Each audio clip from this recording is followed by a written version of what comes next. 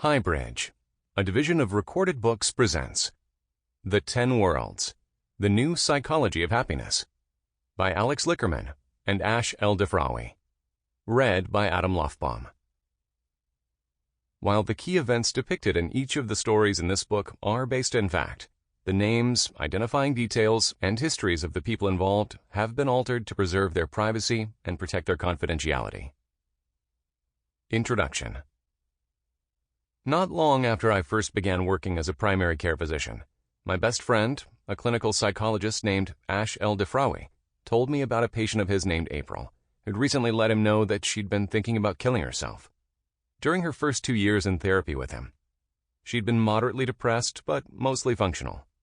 Then, a year and a half ago, her husband announced he was leaving her for another woman. Devastated, she begged him to stay, vowing to do whatever it took to make their marriage work. He refused, saying it was too late, and then moved out. In the months that followed, she reached out to him multiple times, but to no avail. When she finally worked up the courage to confront him in person, he greeted her not with anger or even dismay, but indifference. He seemed switched off, as if she'd become just one of a million faceless people whose existence he hardly noticed. He left her, in short, with the impression that their relationship hadn't merely ended, but had never actually existed in the first place. Soon after that, she began to eat uncontrollably. She would snack on anything she could find: candy bars, popcorn, cookies, chips, and within 12 months she gained nearly 30 pounds. The heavier she grew, the more exhausted she became. She tried taking naps during the day, but they made little difference. When she finally nodded off at the wheel of her car one day, she decided it was time to see her doctor.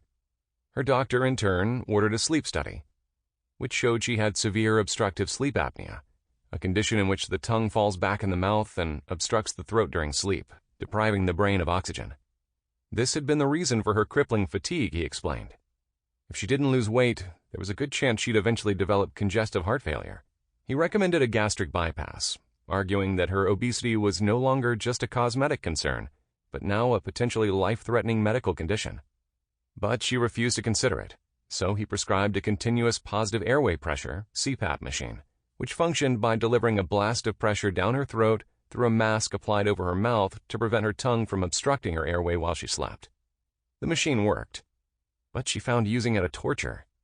She would fall asleep feeling like she was choking and dream of being strangled, yet her physical discomfort seemed only a minor irritation compared to the self-loathing that now filled her with each blast from the CPAP machine, the cycling of its pneumatic gears, an inescapable reminder that she'd been brought to this place by nothing other than her own weakness. So she began to gain even more weight. The self-disgust her bloated stomach induced, paradoxically, only intensifying the pleasure that eating brought her. Knowing she was overeating, at least partially to punish herself, though, failed to equip her with the will to stop.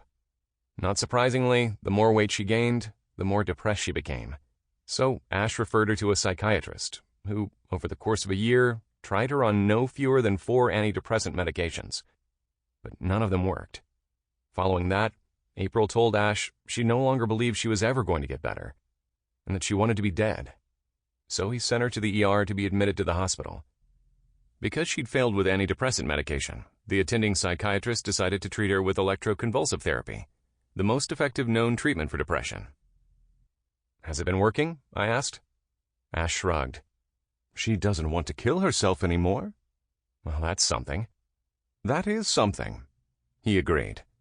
"But I still don't know why she wanted to kill herself in the first place."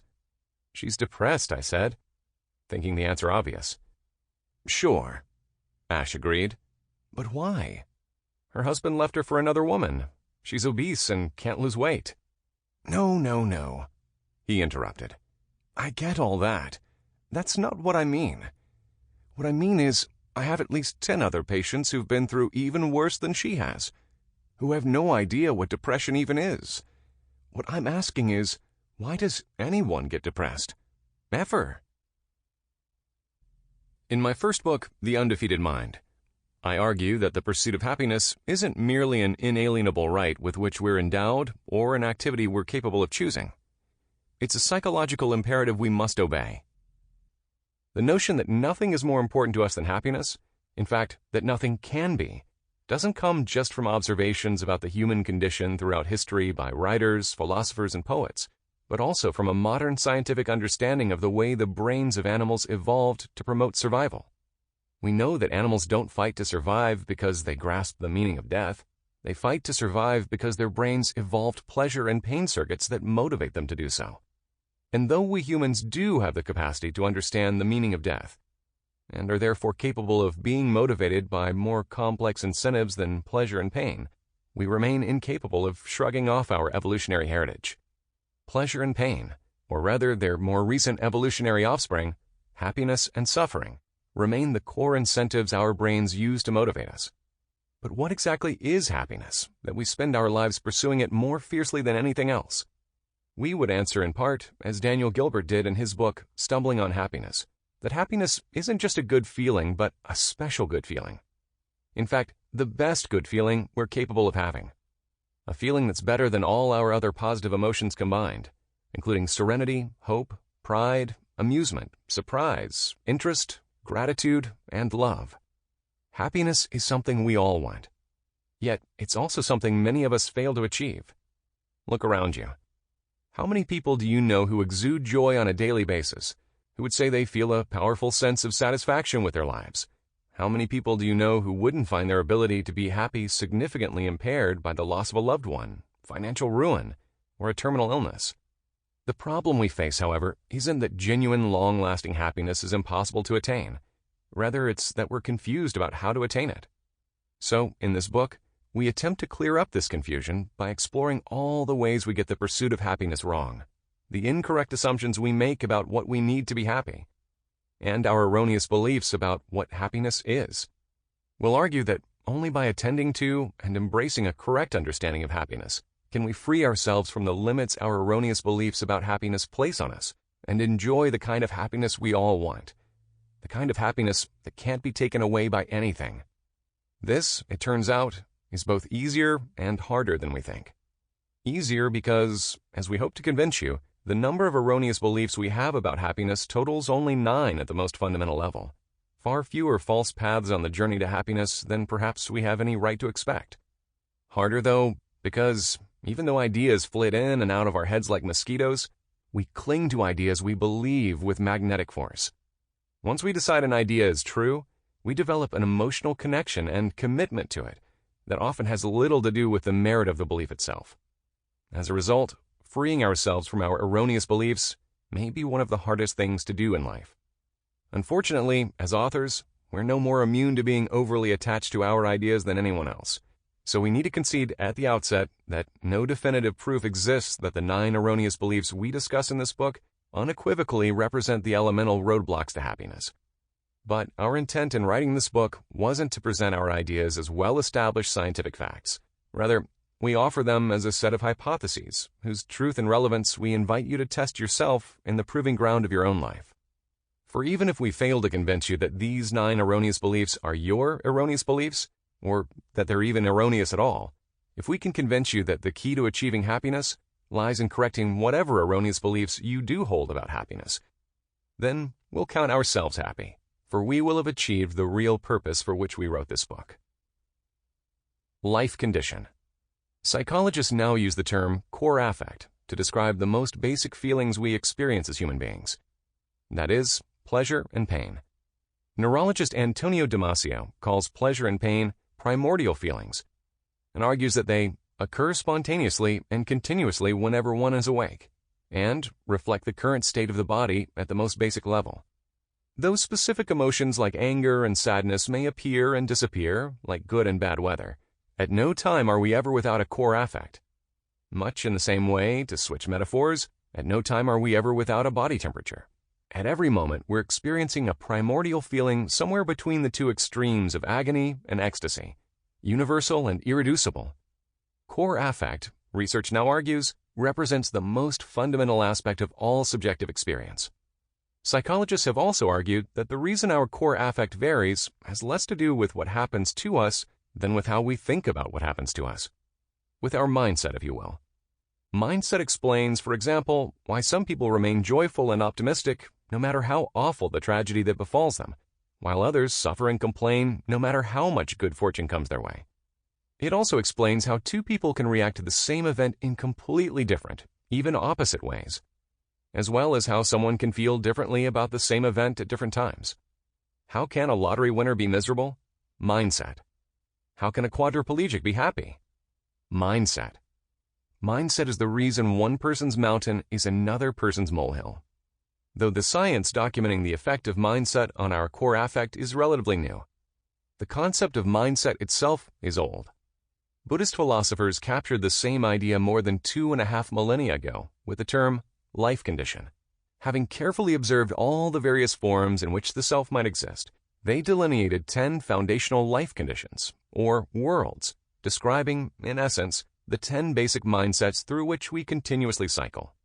From the lowest to the highest with respect to the desirability of core affect they produce, they are hell, hunger, animality, anger, tranquility, rapture, learning, realization, compassion, and enlightenment.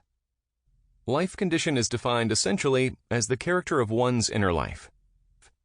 As such, it influences the most basic aspects of our being, our emotions, our thoughts, our behaviors, and our life energy. Not that any particular emotion is unique to any one life condition. For example, we don't only get angry in the life condition of anger, nor that particular emotions always do one thing to our core affect. For example, sadness doesn't always make us feel pain. Rather, our life condition is the lens through which we view both the world and ourselves, and is therefore what determines which emotions we feel. In one sense, then, the experience of life is really the experience of life condition. Depending on which life condition we find ourselves inhabiting at any one moment, our experience of life will be different. When we're in the life condition or world of hell, for example, everything will be warped by our suffering. In such a state, we could win the Nobel Prize and not feel an ounce of satisfaction from it. But while in the world of enlightenment, simply watching a sunset could give rise to the greatest joy we've ever known. Nothing, in other words, is inherently a burden or a delight, an obstacle or an opportunity. How happy or unhappy we are is ultimately determined by our life condition, and our life condition alone. The power of our beliefs. If this is true, if our life condition determines what we think and feel and how we behave in response to the events of our lives, what, we may ask, determines our life condition? Certainly a variety of things influence it. This includes both fixed things, like our genes and upbringing, and fleeting things, like drugs, diseases, hormonal states, and the slings and arrows of outrageous fortune, to name just a few. We'll argue later, however, that what influences it the most is something else entirely. Our beliefs. The degree to which our lives can be changed by the transformation of a mere idea into a belief is truly unparalleled. Belief can banish the most intensive fears, as belief in an afterlife often banishes the fear of death. It can strengthen the weakest of wills, as belief in the inability to drink safely can strengthen the will of an alcoholic attempting to become sober. And it can overpower the strongest of desires, as belief in the vileness of apostasy can overpower even the desire to live in suicide bombers. Belief can diminish physical pain, cause the release of dopamine in the brains of patients with Parkinson's disease, and even induce signs of pregnancy, the cessation of menstruation, abdominal swelling, and breast enlargement when a woman isn't actually pregnant. How does a belief gain such power? It would seem merely by being stirred up or activated. A Buddhist metaphor compares our life to a glass of water, and a belief to sediment lying at the bottom. It may be an event that stirs the water, our life, but it's the sediment, our belief, that clouds the water with suffering or colors it with joy. Remove the sediment, and no matter how vigorously the water is stirred, it will remain clear. So, how do events like the loss of a job, the breakup of a marriage, or even the fleeting thought that we're less attractive than we once were cause us to suffer? By stirring up a belief. Perhaps, for example, that we've lost our worth. How could such events instead bring us joy? By stirring up a different belief. Perhaps, for example, that we've gained our freedom, in the case of our declining attractiveness, from the tyranny of our own ego. When our life condition shifts, events represent only the external cause. The internal cause is always some pre-existing belief that the event stirs up. It's our beliefs that stimulate our emotions, thoughts, and behaviors. It's our beliefs that mediate our reactions to events. This isn't to suggest that events are unimportant. Rather, it's to suggest that events impact our happiness only and always through the particular beliefs they stir up. If we want to understand why we're thinking certain thoughts or feeling certain feelings in response to an event, whether an external event, like a divorce, or an internal event, like the realization we're not as attractive as we once were. We only need to ask ourselves what beliefs that event has stirred up. One important implication of this hypothesis is that we can't predict, and shouldn't judge, the severity of a person's suffering based on the event that caused it. We may, for instance, expect a husband to be more devastated by the loss of his wife than an athlete is by the loss of a game, but the reverse could just as easily occur depending on the beliefs such losses stir up. We forget, or don't realize, the depth of a person's suffering is less determined by the ghastliness of external events than by the beliefs such events activate. Ash and I were struck by the truth of this not long after we first met at the start of our senior year in college. I was a resident assistant charged with providing support to the students in the dormitory where Ash resided. One afternoon, he came to see me in a panic. For as long as he could remember, he said, he'd wanted to become a doctor. He'd followed the traditional path, majoring in biology, taken the required pre-med courses, and studying for and scoring well on the MCAT. That afternoon, he finally learned that he'd been accepted to medical school. Yet, instead of being flooded with relief, he'd been surprised to find himself flooded with anxiety. After an hour or so of working through his thoughts and feelings about it, we figured out what we thought was the reason. While all his life he believed he'd wanted to be a doctor, he hadn't, in fact, wanted to be a doctor at all. Applying to medical school had simply been a way for him to fulfill the unspoken wishes of his parents. But realizing this only increased his anxiety, for he now felt stripped of direction and confused about what he was going to do with the rest of his life. Yet almost as quickly as we discovered that he didn't want to become a doctor, we identified his real area of interest: clinical psychology. But upon recognizing that, Ash found himself feeling even more anxious. It didn't take us long to piece together the reason for this as well. He'd taken no college courses in psychology, had no practical experience in the field, and had been told that getting into a doctoral program in psychology was even harder than getting into medical school. In short, he didn't believe he could do it. We thought we'd finally arrived at the central reason why his reaction to getting into medical school had been so negative. It triggered a belief that he couldn't accomplish what he'd harbored as his real ambition all along. Stirring up beliefs. Yet, Ash's anxiety wasn't induced by the certainty with which he now believed his real dream was out of reach. It was induced by the amount of attention he was now giving the possibility. Even a brief examination of our experience suggests the power of our beliefs to influence what we think, feel, and do is related less to the confidence with which we harbor our beliefs than to the frequency and intensity with which external causes draw our attention to them, or stir them up. For example, we all believe with unassailable certainty that we're one day going to die, but that belief seems to exert little influence over what we think, feel, and do until something comes along and draws our attention to it. A serious illness, the death of someone close to us, or even a flood of spontaneous rumination about our own mortality. On the other hand, even if we believe only slightly that the plane in which we're flying might crash, a strong bout of turbulence can still stir that belief up intensely enough to terrify us. It seems we can be powerfully affected by even the weakest belief, if only it's stirred up strongly enough. It is true that the greater the confidence we have in a belief, the more power it will have to affect us. But this seems to be only because the greater confidence we have in a belief, the more easily, and therefore the more frequently, it gets stirred up. It's the extent to which our beliefs get stirred up, the extent to which we pay attention to them and to which we're engaged by them, that ultimately gives our beliefs their ability to affect us. This is why, even though a weak belief is harder to stir up, and is therefore less likely to be stirred up, once it is stirred up, it can have as much influence over us as a strong belief. For example, even though we know that the probability we'll win the lottery or be involved in a car accident is low, meaning we believe in those possibilities only slightly, we still buy lottery tickets and wear seatbelts. We do these things because what stirs up weak beliefs isn't the strength with which we believe them, but the potential consequences of ignoring them. If the potential consequences of ignoring a belief are significant, that belief is more likely to draw our attention and affect us.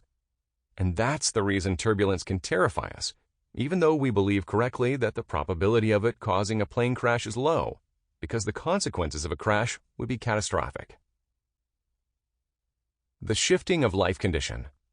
In 1911, the neurologist Edouard Claparède concealed a pin between his fingers while greeting one of his amnesic patients with a handshake, causing her to yelp in pain when he stuck her with it. Within a few minutes, however, she'd forgotten not only that she'd been stuck, but also that she'd ever met him. When Claparède then came back into the room to introduce himself a second time, she refused to shake his hand. The reason? Some part of her, likely the orbitofrontal cortex, which is known to perform non-conscious appraisals of threats, remembered being stuck with a pin. So when she saw his outstretched palm approaching, it stirred up in her a belief that to shake hands with him was dangerous, even as her conscious mind remained completely unaware that she believed it. Additional evidence that feelings can outlast our conscious awareness of their origins comes from a study conducted by Justin Feinstein at the University of Iowa, in which emotion-inducing films were shown to patients who, because of damage to the area of the brain called the hippocampus, suffered significant impairment in their ability to form new memories. When he surveyed their feelings after the films were over and they'd forgotten they'd viewed them, he found that they continued to feel the emotions the films had induced. Not only that, but they also continued to feel them for an even longer time, and with even greater intensity than a group of control subjects with normal brains who remembered viewing the films in their entirety. But we needn't have suffered damage to our short-term memory to be unaware of the reasons we feel and therefore behave the way we do. In fact, we all frequently forget what's caused us to feel what we feel, sometimes just moments after we start feeling it. Who among us, for example, hasn't at some point found himself feeling anxious for no apparent reason? It's not, of course, that no reason exists. It's often that we've simply forgotten it, sometimes so quickly that our conscious mind was able to register it for only a moment, or perhaps with Claparède's patient, not at all. Maybe, for instance, a coworker frowns at us as we pass her in the hallway, stirring up a belief that she might be angry with us, or even that she may not like us, and our life condition plummets. In the very next second, though, we lose track of that belief, as other thoughts fill up our mind. But that belief has only gone dormant. If it were to be stirred up again even a little, say by a chance phone call from that coworker's supervisor, our life condition would likely plummet again. Just as a body at rest will remain at rest until acted upon by an outside force, so too our life condition will remain in one world until an event stirs up a belief that shifts it into another one. It doesn't matter if we're consciously aware of that belief or not. Our beliefs about happiness. This brings us to the central thesis of this book. While many different kinds of beliefs are able to influence our life condition, we'll argue that the beliefs that influence it the most are our beliefs about happiness itself. In fact, we'll argue that our beliefs about happiness are what create the 10 worlds. A story from Greek mythology about Hercules, the son of Zeus, king of the gods, illustrates this point. One day, Hercules fell into a mad rage and inadvertently killed his wife and 2 children. To atone for it, he was instructed by an oracle to complete 12 labors. For the 11th of the 12, he was told to bring back the golden apples of the Hesperides to King Eurystheus. Because he didn't know where the apples were, he sought the advice of Atlas, a titan who was the father of the Hesperides and whose job it was to hold up the world on his shoulders. When Hercules asked him where he might find the apples, Atlas replied that if Hercules would only take the world onto his shoulders temporarily, Atlas would get the apples for him. Hercules readily agreed. Atlas did return with the apples, but when Hercules asked him to take the world back, Atlas refused. He told Hercules that he would deliver the apples to Eurystheus himself. He wanted to have a chance to enjoy his new freedom, he said. Maybe he'd come back in a few years and take the world back. Then again, maybe he wouldn't. Thinking quickly, Hercules told Atlas he would be happy to continue holding up the world, if only Atlas would take it back for just one moment so he could adjust himself into a more comfortable position. Not being the brightest of titans, Atlas put the apples down and complied. Of course, as soon as Hercules was free, he thanked Atlas, picked up the apples, and went on his way. Atlas raged at Hercules as he sped off, but remained powerless to stop him. By the time Hercules was gone from sight, Atlas had once again resigned himself to his fate. Though what follows doesn't appear in any book of Greek mythology, we imagine that one day, years later, Hercules returned to see Atlas.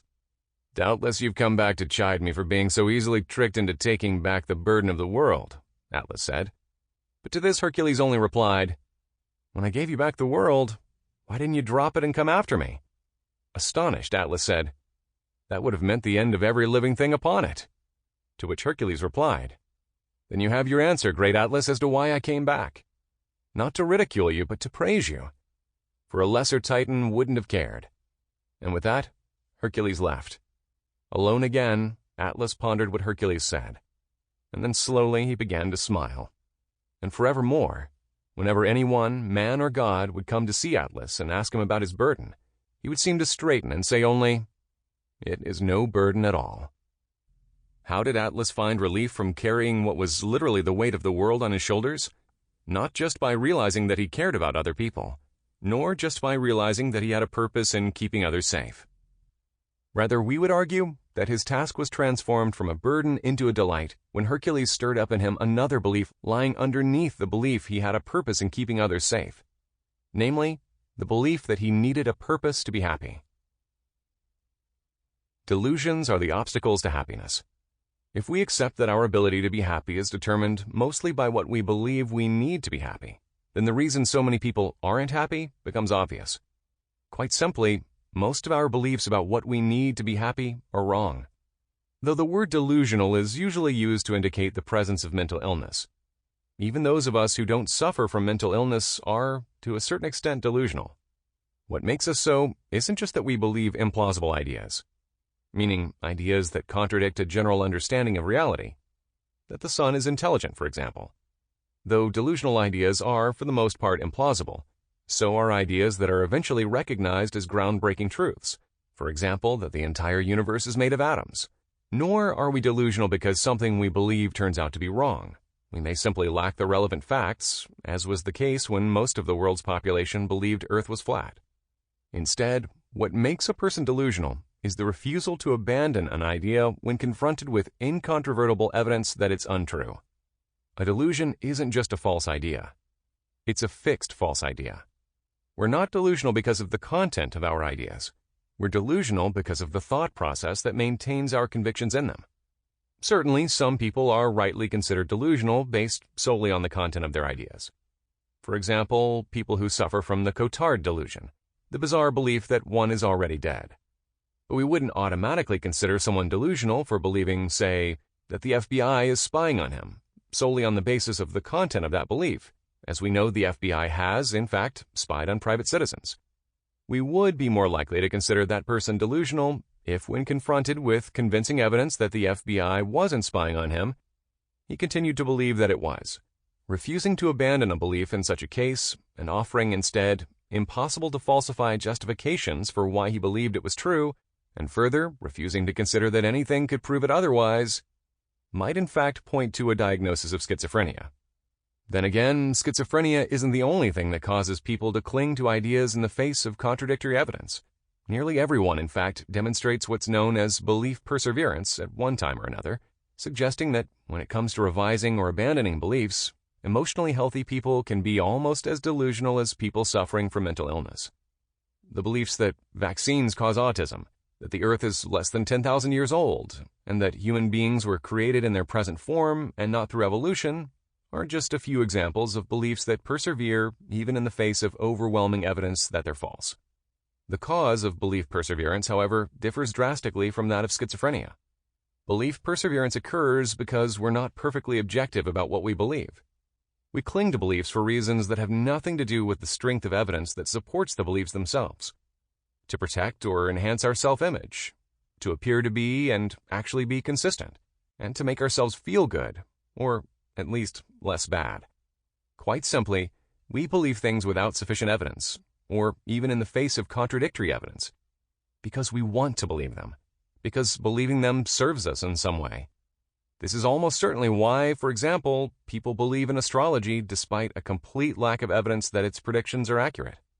But how exactly do we convince ourselves that an unproven idea is true, or that an idea that's actually been disproven is true?